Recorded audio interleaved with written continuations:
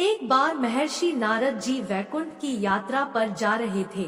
नारद जी को रास्ते में एक औरत मिली और बोली, मुनिवर, आप प्रायः भगवान नारायण से मिलने जाते हैं। मेरे घर में कोई औलाद नहीं है, आप प्रभु से पूछना मेरे घर औलाद कब होगी।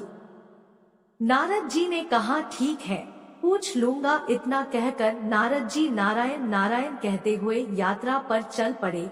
वैकुंठ पहुंचकर नारायण जी ने नारद जी से जब कुशलता पूछी तो नारद जी बोले, जब मैं आ रहा था तो रास्ते में एक औरत जिसके घर कोई औलाद नहीं है, उसने मुझे आपसे पूछने को कहा कि उसके घर पर औलाद कब होगी। नारायण बोले, तुम उस औरत को जाकर बोल देना कि उसकी किस्मत में औलाद का सुख नहीं है। नारद जी जब वापस लौट रहे थे तो वह औरत बड़ी बेसरी से नारद जी का इंतजार कर रही थी। औरत ने नारद जी से पूछा कि प्रभु नारायण ने क्या जवाब दिया। इस पर नारद जी ने कहा, प्रभु ने कहा है कि आपके घर कोई औलाद नहीं होगी। यह सुनकर औरत जोर जोर से रोने लगी। नारद जी चले गए। कुछ समय बीत गया। गांव में एक योगी आया और उस साधु ने उसी औरत के घर के पास ही यह आवाज लगाई कि जो मुझे एक रोटी देगा मैं उसको एक नेक औलाद दूंगा।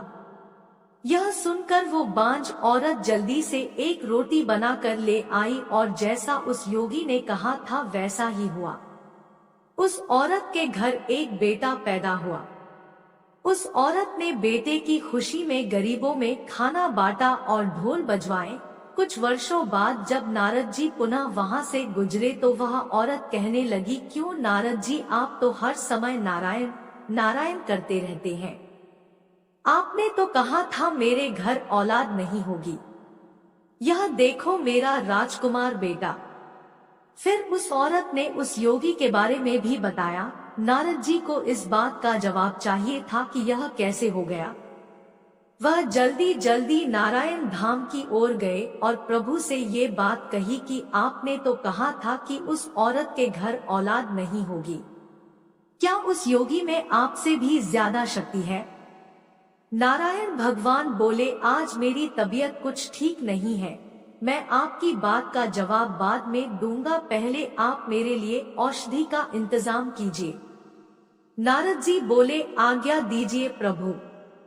नारायण बोले, नारद जी आप भूलोक जाइए और एक कटोरी रक्त लेकर आइए। नारद जी कभी इधर कभी उधर घूमते रहे पर प्याला भर रक्त नहीं मिला। उल्टा लोग उपहास करते कि नारायण बीमार है। चलते चलते नारद जी किसी जंगल में पहुँचे। वहाँ पर वही साधु मिले जिसने उस औरत को बेटे का आशीर्वाद दिया था।